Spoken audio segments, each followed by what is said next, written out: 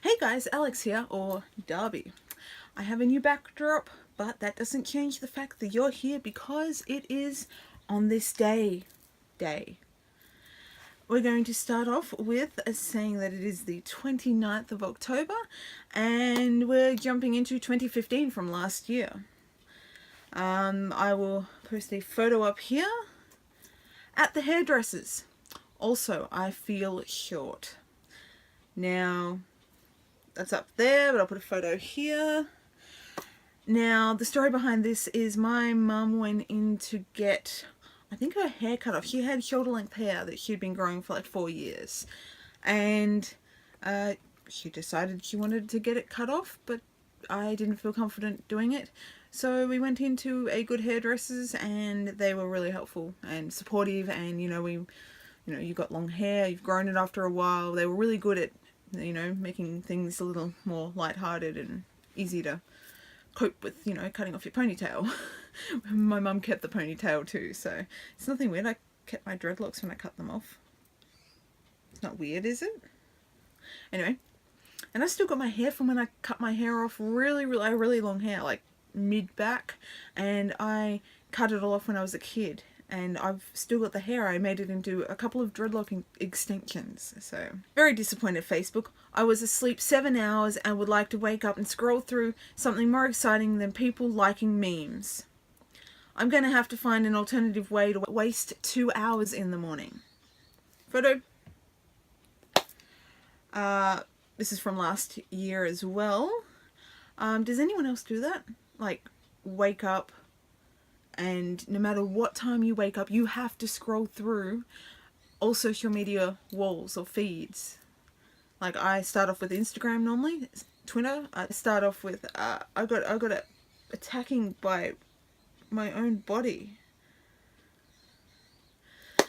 I start off with Twitter or Instagram, depending on what I'm doing at the time, how I feel, whatever I hit on first, I suppose, as well.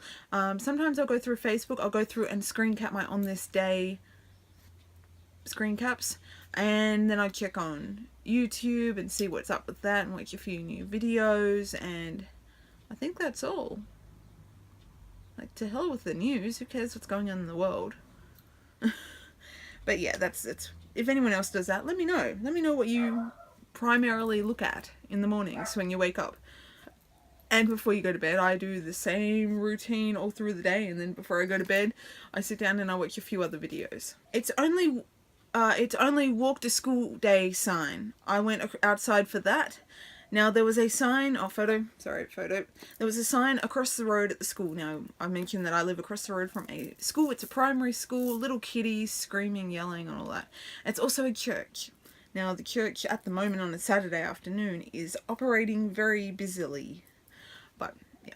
There was a sign put up across the road at the time. I think it was 2014. I'll double check that. And I was interested in knowing what it was. But at the time, I was suffering my bad anxiety and I was isolating myself. And I didn't leave the house. Like, I never left the house at all. So this was around the time that I was trying to get myself out of it at the time, and slowly leave the house, ever so slowly. So yeah, it was a big step for me to walk outside at night and look at a sign. It may not seem like a big deal to a lot of people, but small steps, people, baby steps. Okay. 2013. So the Mortein bug spray bomb ad portrays a woman casually placing a sheet of newspaper on the floor, putting the can on the paper, pushing the button, standing up and walking away. Now, this is a long bit. I'll try and put it in. I'll put it in over here. How I do it: set the can up in the middle of the room. In the middle of as many rooms as I can reach without paper, because the whole fucking house is going to be contaminated anyway. So why bother about the fucking floor? With a bandana or a shirt over my face, covering your nose and your mouth so you can breathe, or a CDC body condom, I put the can on the floor, I map my escape route out, and then I press the button at the same time as running for my life and not breathing. And if there is more than one can, I have to continue holding my breath and set that one off too. All while making sure all the animals haven't been forgotten, all unwrapped food is put away, the fish have a towel, it says town, but it's meant to be towel over the tank, and the houseplant isn't inside still. Then, of course, I'm running for the door, almost screaming and army crawling. I realise the first bomb hasn't gone off and I have to go back inside and set the bastard off. I love how TV makes things so easy. So, that is that. If anyone has ever used those bug bomb home bug spray things, they will understand exactly what I'm talking about. It's portrayed as so easy. You can just casually like walk in there and press the button and the spray goes off in your face, but it's okay and I can just casually walk out the house. Well, no, it doesn't work that way. You push the button, you scream, you get gassed, you can't see because it's in your eyes, and then you have to run, and then you realise that, you know, the bird is sitting in the corner of the room and you forgot him because he was quiet for once. So you run back in, almost passing out because you fumigated, you grab the bird, you run back outside, and you shut the door and you realise you left the keys inside and now you're locked out for the rest of the day.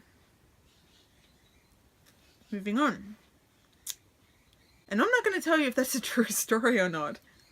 You can guess that for yourself. 2013.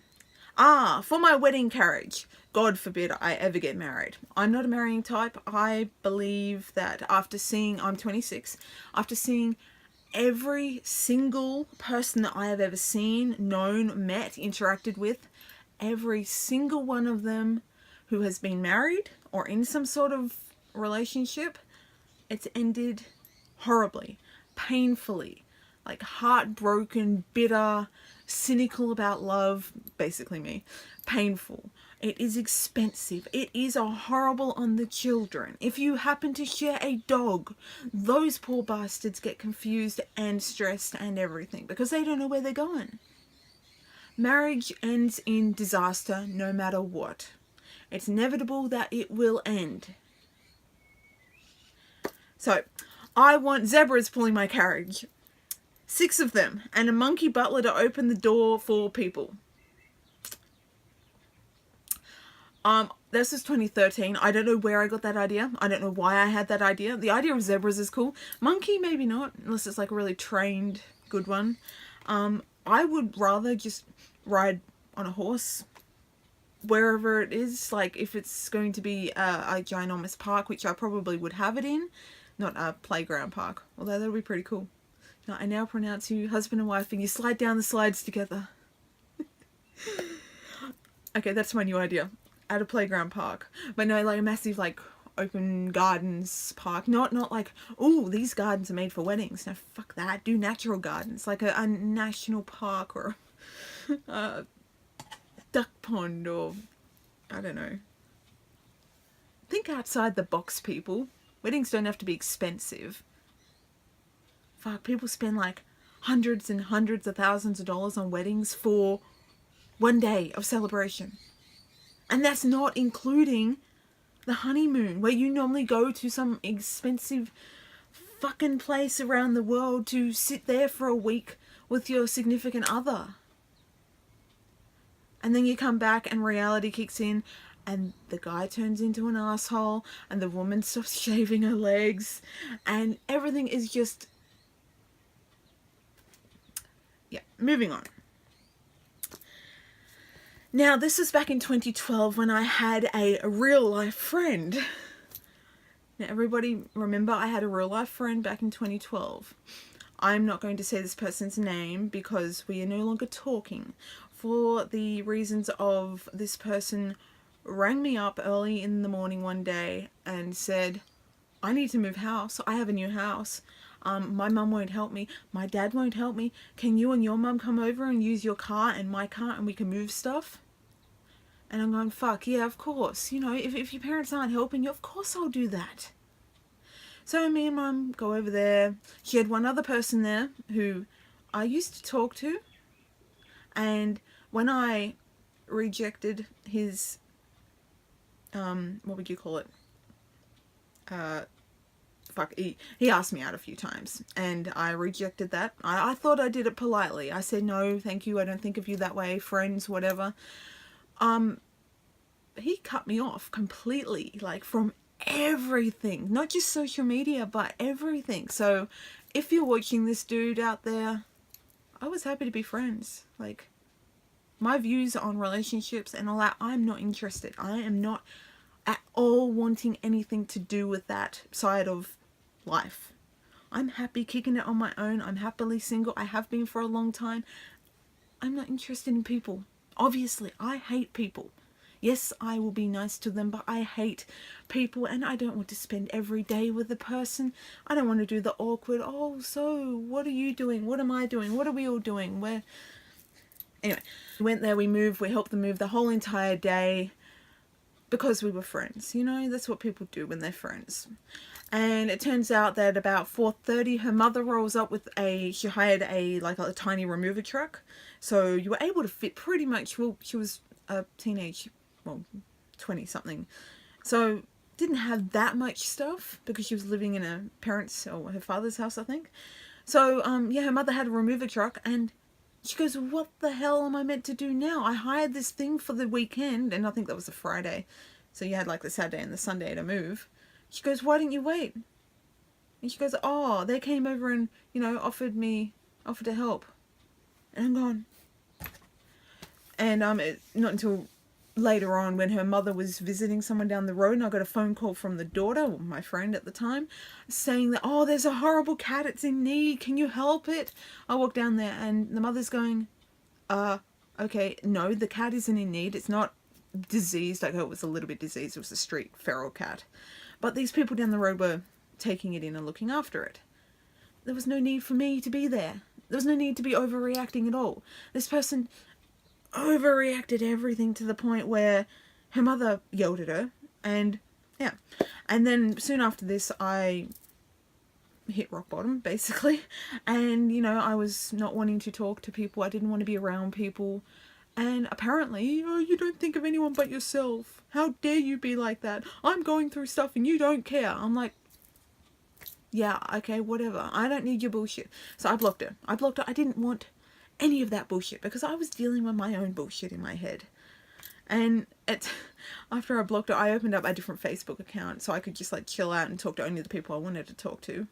And one of her relatives found me on there and goes, how dare you do this to her? She needed you and you weren't there.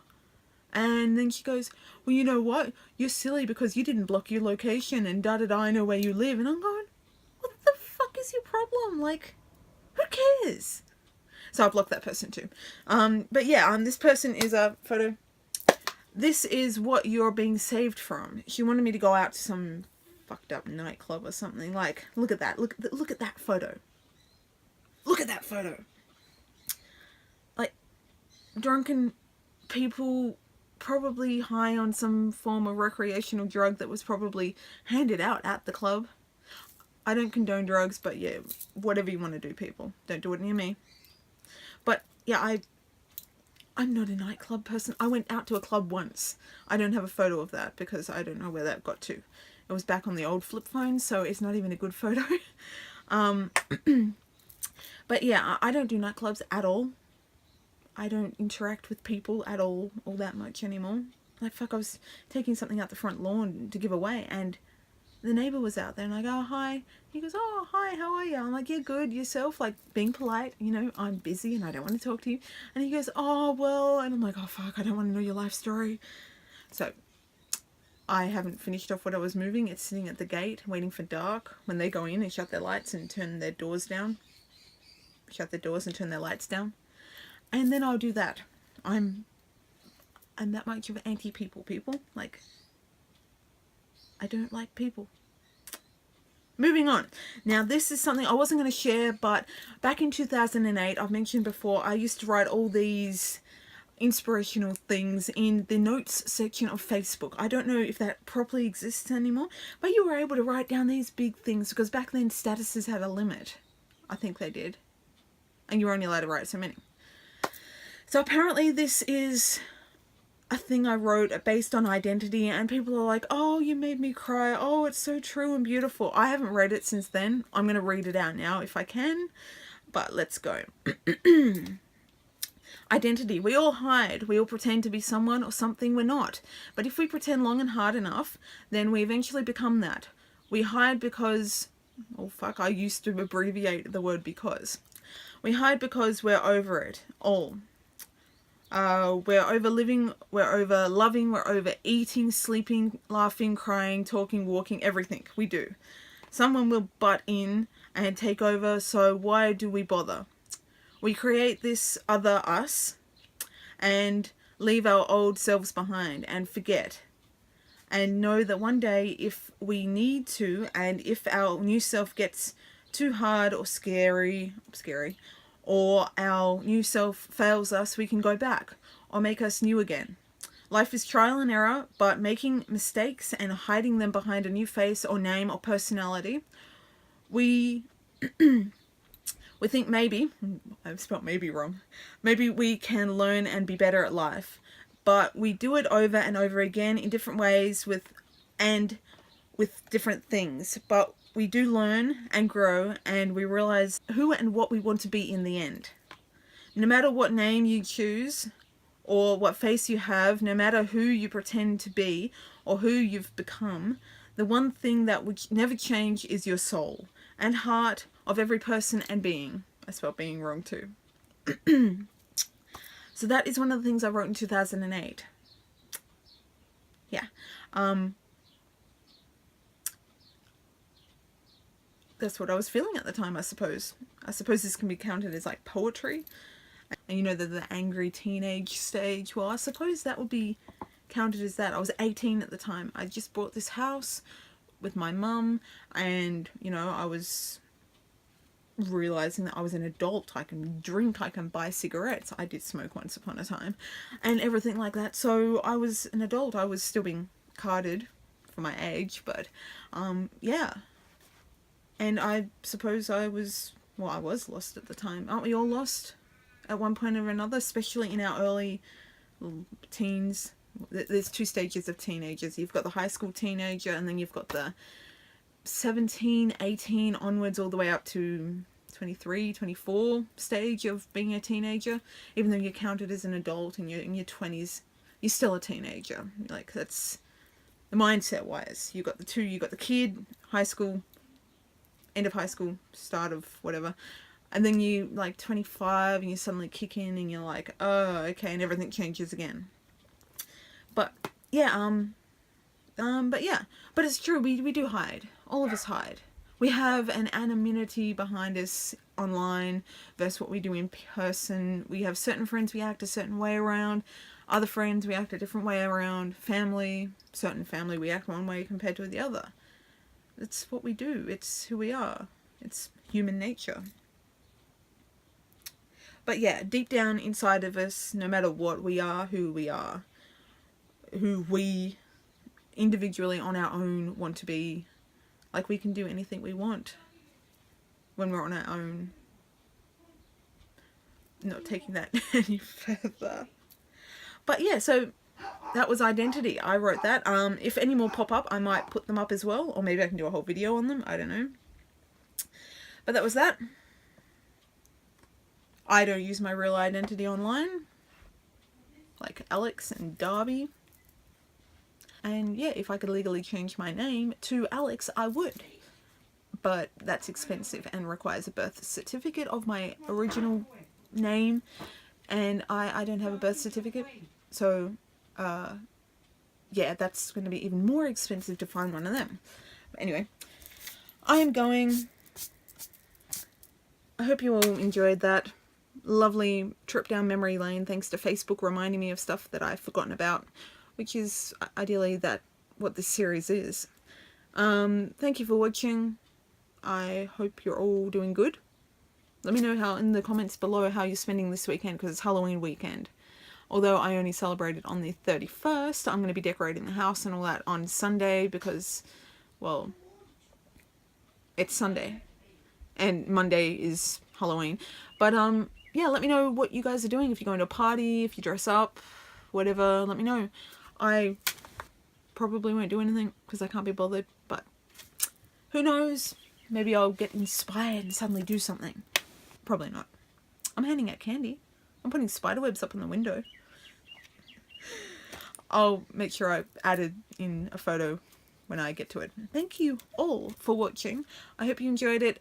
Be good to one another. Be good to people. I mean it. Be good to people. And I will see you tomorrow. Bye.